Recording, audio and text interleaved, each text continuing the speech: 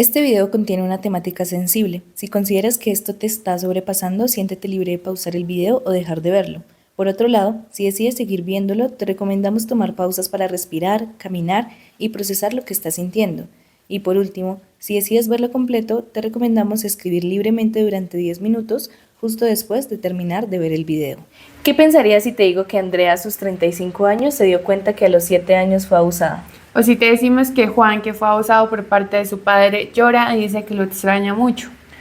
O Carla a sus 3 años pide ser vestida con minifaldas, con ombligueras y baila de manera muy sensual. Hablemos de abuso sexual infantil, que le diremos así por términos prácticos y para evitar que YouTube nos censure. Y hablemos de cómo prevenirlo, reconocerlo, qué mitos lo rodean y de cómo abordarlo cuando sea necesario. Bienvenidas a Psicocharlas con Gaby y Tatis, un espacio donde contamos casos reales para que podamos empatizar desde una manera psicológica y reflexiva. Prepárate para quedar. Hablemos del caso de una niña de 4 años que su mamá cuenta un poco la historia en un canal de YouTube que se llama Conducta Delictiva. En este caso cuenta que la niña fue abusada por parte de una profesora de la institución a donde acudía la niña. ¿Qué pasó? Que la madre se empezó a dar cuenta que su hija tenía conductas muy extrañas, como pedirle que le rascara los genitales. Por ejemplo, empezó a jugar con la hermana a juegos muy sexualizados para su edad, cosa que aún no entienden los niños. También empezó a contarle que se besaba en la boca con los niños del salón. Todo esto a la mamá se le hizo muy raro y de forma muy tranquila y cero alarmante comienza a preguntarle a la niña qué es lo que estaba pasando, si estas conductas eran normales entre los compañeros del colegio o qué estaba pasando con la profesora. Y es cuando la mamá le pregunta si algún adulto se daba cuenta de esto o si algún adulto participaba como en esas dinámicas. La niña le cuenta con mucho terror, con mucho miedo, que en efecto la profesora hacía que los niños se tocaran sus genitales, también les tocaba sus genitales a los niños y los grababa, que era como lo peor del caso. Bueno, después de todo esto empieza un proceso judicial y ya eso es como un poco el contexto de la historia. Ok, cabe aclarar que todo esto es presuntamente, que la mamá aún no ha tenido un respaldo por parte de jueces que digan que en efecto es culpable. Pero digamos que sí hay muchas nociones que nos indican de cómo se vive un abuso sexual en la infancia y por eso lo tomamos. Por otro lado, les vamos a narrar una historia que aparece en el libro Inaccesibles de Paula Aguilar, en quien nos basamos mucho para hacer esta investigación y este video. Inicia así. Gracias a muchas temporadas de psicoanálisis, sé que tenía entre 8 y 9 años. Era una niña hipersexualizada. Él llegaba, entrada la noche, a veces me despertaba con su voz, pero otras sencillamente tenía sensaciones en mi cuerpo o en mis partes privadas. Esas que tantas veces mi abuela y mi madre me dijeron que nadie podía ver ni tocar. Todo me resultaba confuso. Él era una persona de confianza. Me hablaba con cierta dulzura. Ella sigue narrando que se sentía muy culpable porque empezó a sentir que ella era la amante del esposo de la mamá. Por otro lado, pues que se sentía muy confundida porque era alguien de confianza, entonces que en teoría no sabía si eso estaba bien o no. Ya más adelante, mucho tiempo después, en su grado, la mamá se entera de la situación, le pregunta que si es verdad y le dice que lo iba a resolver, que se encargaría de destruirlo, que las cosas iban a cambiar, que no sabía cómo iba a salir adelante sola, pero que la iba a proteger y que no lo iba a volver a ver. Pero la realidad de las cosas es que aunque intentó un par de días, todo siguió igual, la situación no cambió y narra que si bien el padrastro nunca volvió a abusar de ella, pues igual seguía en la casa y empezó a violentarla de otras maneras. Ella explícitamente dice que pues hasta que no se casó no tuvo la valentía de alejarse de ese vínculo y de toda esa situación que la dañaba tanto, sino que fue en su esposo donde consiguió un refugio. Y dice que sanó mucho en cuanto a su trauma, pero no pudo sanar el que la madre le diga que no le creía, que no la haya protegido y que aún ahora él sea más importante que su propia hija. Sí, yo creo que en medio de todo este episodio vamos a ir explicando las señales que tienen un ASI, también las repercusiones que tienen en las personas, porque muchas veces decimos que los niños no tienen conciencia de lo que está pasando y por eso no van a tener efectos psicológicos negativos para ellos, pero en realidad vamos a ver que sí, que esto deja una huella y que sí tiene muchas repercusiones negativas para más adelante. Sí, total. Pues digamos que buscamos casos que como que explicaran varias de las cositas que vamos a ir mencionando para que las pudieran ejemplificar mejor. Pero igual, también en su momento les iremos hablando de otros casitos que conozcamos que nos ayudan a explicar mejor el tema.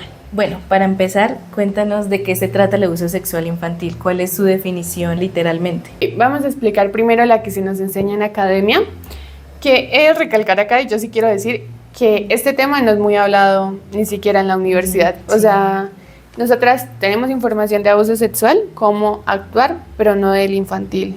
Sí. Entonces esto también fue un gran aprendizaje para nosotras. En la academia, cuando se enseña, se suele decir que el abuso sexual infantil así ocurre cuando un adulto o un niño mayor de 4 años, a través de la manipulación, engaño, intimidación, chantaje, realiza actos sexuales para sentir placer y obtener gratificación sexual. ¿Qué pasa? Que psicólogas infantiles como Manuela Molina quieren cambiar esta definición, bueno, no cambiarle, sino agregarle cosas porque se queda muy general.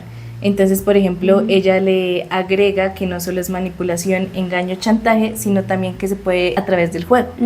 Además, ella menciona que puede haber abuso sexual tanto con contacto como sin contacto. Pero bueno, esto lo vamos a ir explicando más adelante de qué se trata con contacto y sin contacto.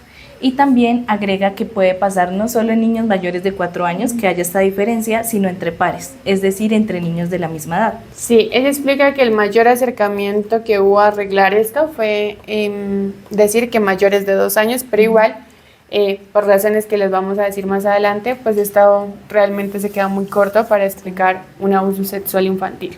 Por otro lado, tenemos a Paula Aguilar, quien tiene más de 15 años de experiencia trabajando con traumas de abuso sexual infantil, y ella nos dice que el ASI es forzar, persuadir o coaccionar a un menor de edad a participar en actividades que su contenido no le pertenece ni a su edad ni a su etapa de desarrollo. ¿Por qué ellos no se ciñen como a esta definición que nos leía Tatis al principio? Por eso mismo que hablábamos que queda muy general y hay que especificar un poco en el abuso sexual infantil. Puede ser con o sin contacto, que puede ser entre niños de la misma edad, porque pues digamos si vemos esto y no lo vemos como un abuso sexual, lo dejamos pasar.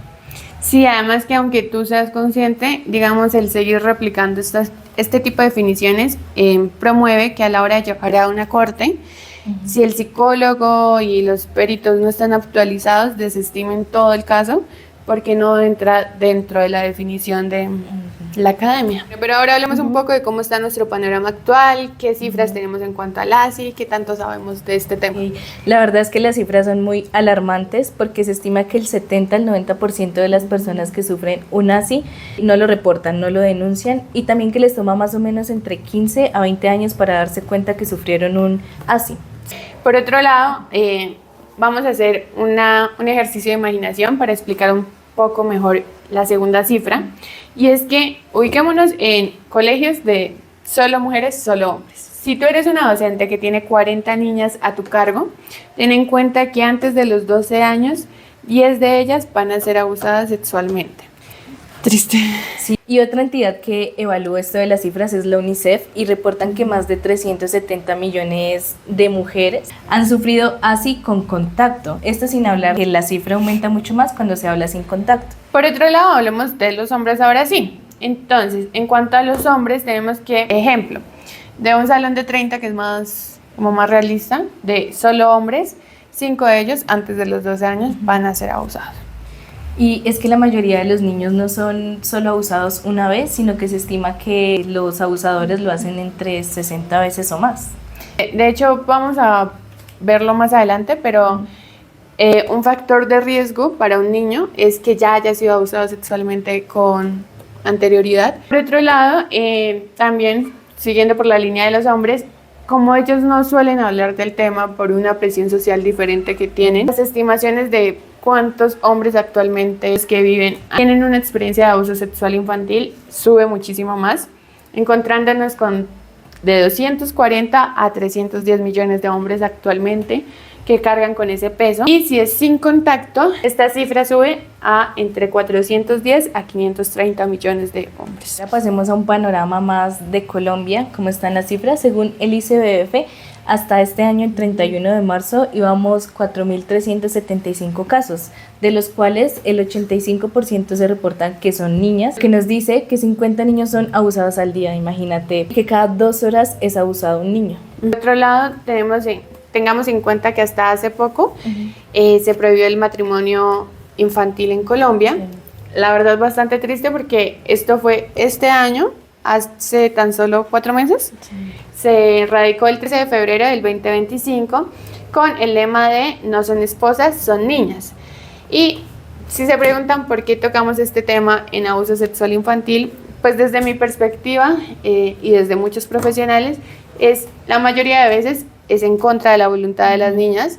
Claramente no tienen la capacidad para dimensionar en qué se están metiendo, qué responsabilidades acarrea esto, y inevitablemente lo más seguro es que se vaya a presentar abuso sexual infantil y pues la niña, el niño no va a poder hacer nada ante este panorama. Y tengamos en cuenta que el 17% de estas personas que participan en un matrimonio infantil son adolescentes entre 13 a 19 años, donde 8 de cada 10 son mujeres. Y pues solo por dato general, me pareció curioso que en Latinoamérica solamente 9 países lo han prohibido, y yo he de decir que aclaremos que la mayoría de estos países, igual los indígenas, pueden seguir decidiendo de si casan o no casan a sus menores.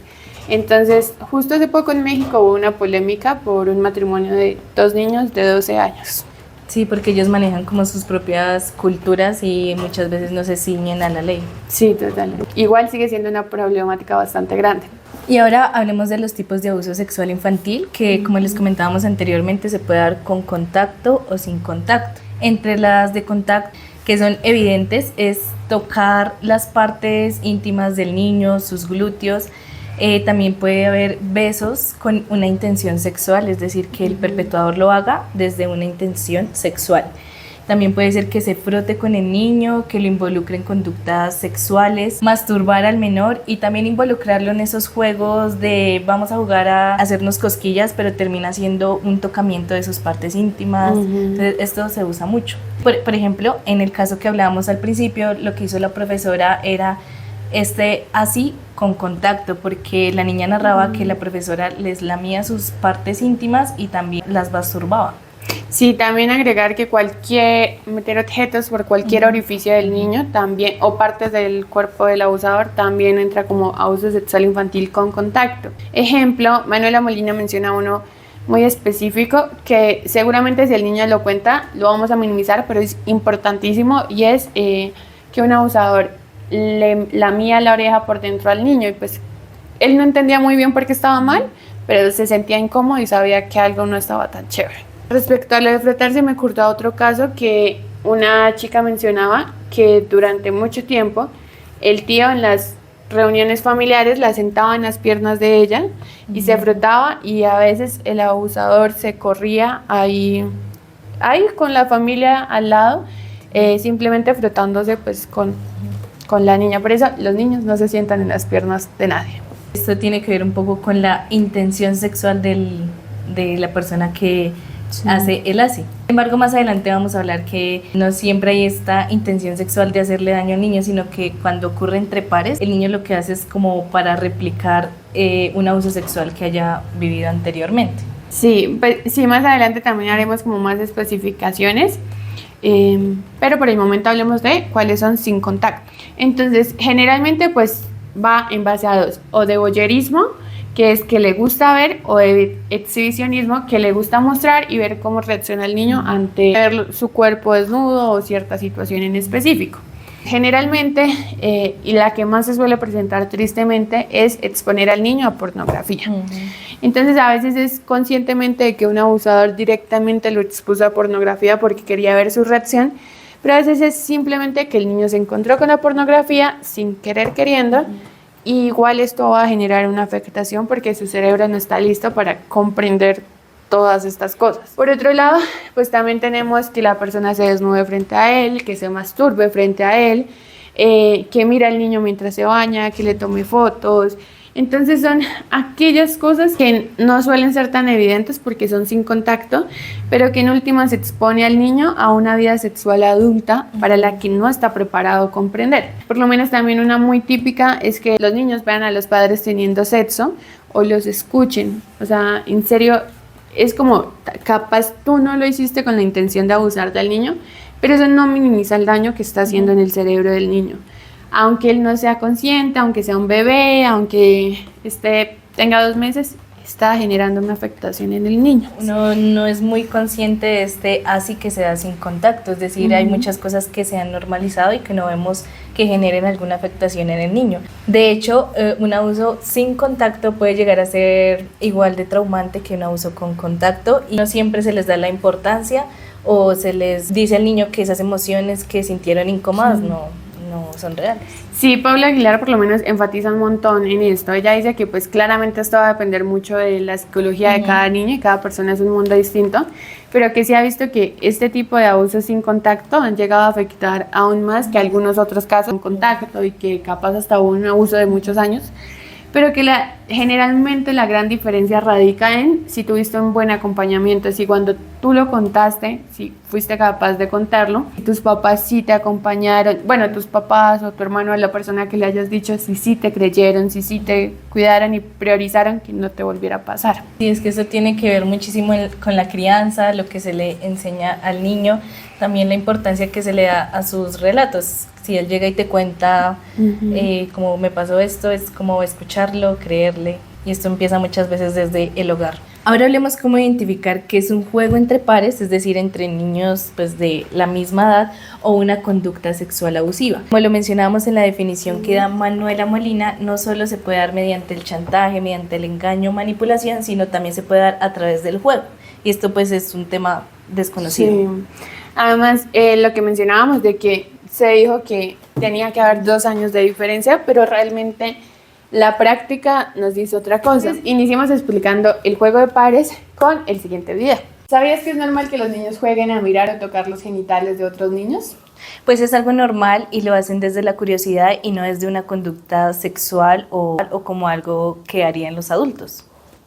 ¿Y cómo reconocerlo? Pues acá es fundamental que los niños suelen tocar solamente para saber cuál es la textura de ese objeto, en este caso de los genitales, pero generalmente tocan como si fuera un timbre y con un cierto sentimiento de miedo y asquito. Exacto, y cuando no es normal, cuando ya los niños lo hacen con, por ejemplo, movimientos copulatorios o conductas que harían un adulto. También hay que aclarar que después de los 6 años esto ya no se presenta porque ya pasaron esta etapa del desarrollo donde tenían curiosidad de conocer los genitales de los demás. Suelen entrar en una edad donde ya les da asquito ver el cuerpo ajeno. Por otro lado, ¿qué hacemos cuando vemos un juego sexual infantil?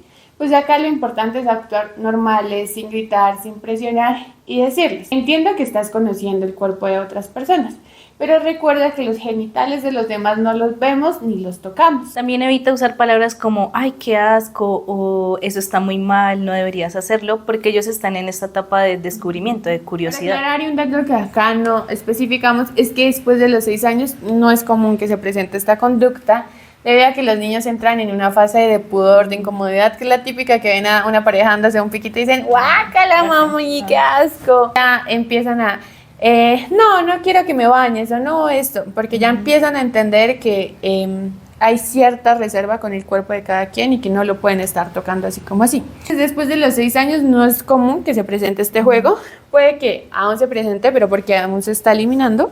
Sí. Pero no es lo normal que un niño de 8 años siga haciendo un juego sexual exploratorio.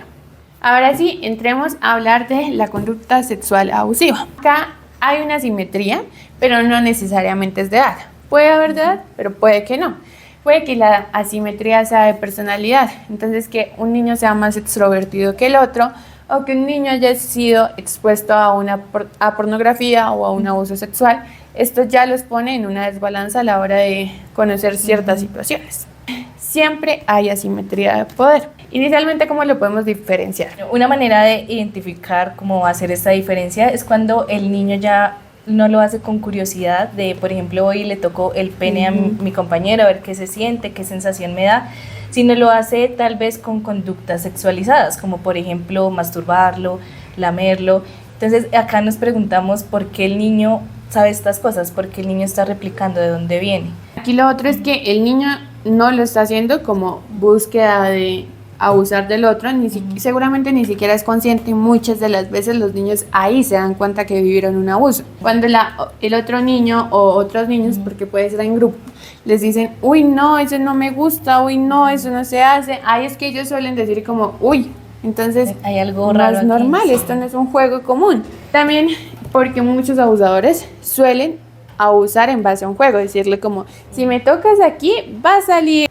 leche o algo así. Bueno, digamos que ya no entra dentro del juego de pares, pero ya en la adolescencia sí sí estamos hablando de un abuso porque ya la persona entiende que es una vida sexual y muchas veces se hace para volver a sentir el poder que le quitaron en cierto momento. Pasar de ser el victimario y no la víctima les genera cierta sensación de control y de volver a apoderarse de la situación. Bueno, para ejemplificarlo, no es lo mismo que entre dos niños se digan como, ay, a ver qué tienes tú, si tú me muestras, yo te muestro, y que ambos estén de acuerdo y que ambos se vean con la curiosidad, a que uno le esté diciendo al otro, ay, pero a ver, tócame, y el otro está así como de, y él, pero sí, tócame, y el otro niño termina cediendo un poco por presión o mirando un poco por presión, más allá de que porque en serio se le vea también el interés de explorar esto. Sí, primero es más un juego y lo segundo es más como una conducta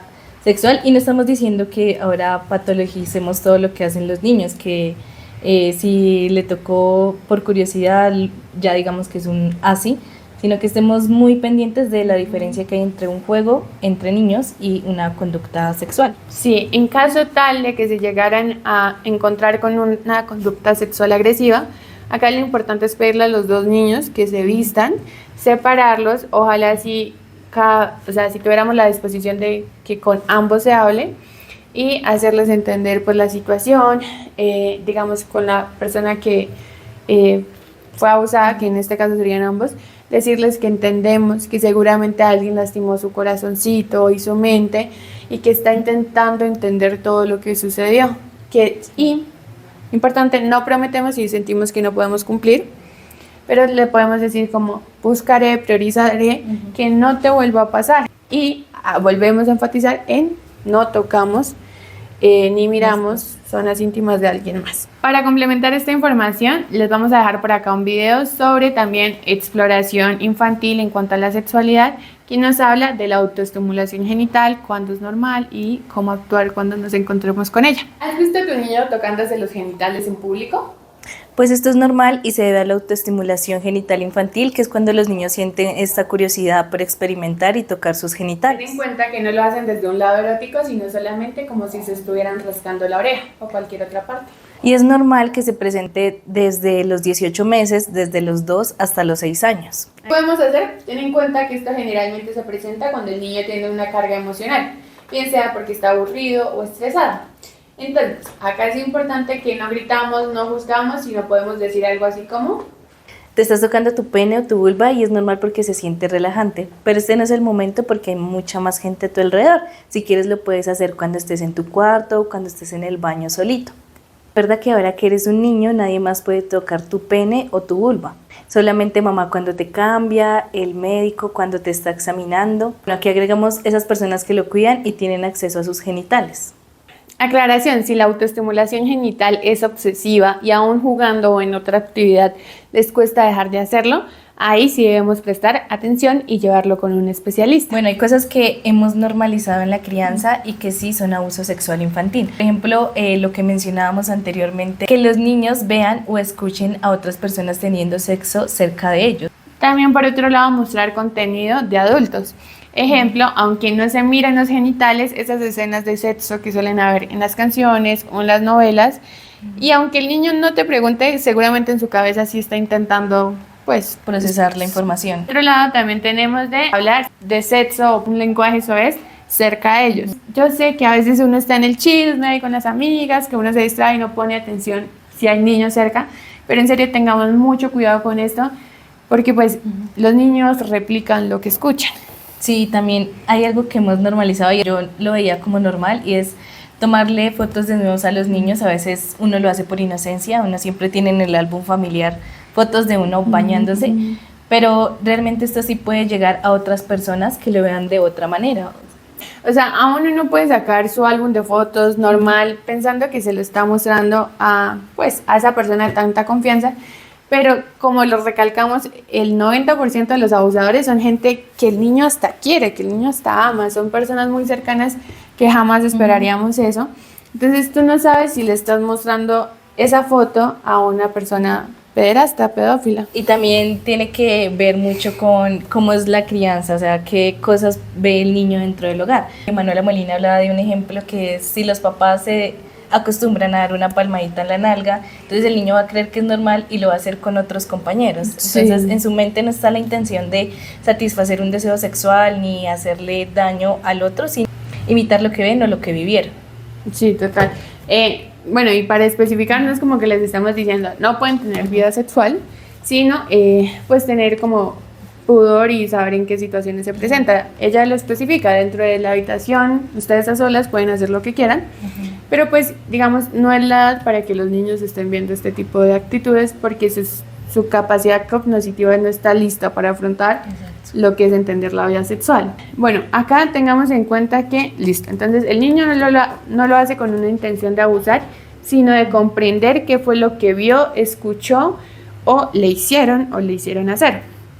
También no hablamos nunca de que un niño es un abusador porque está buscando comprender la situación, no abusar.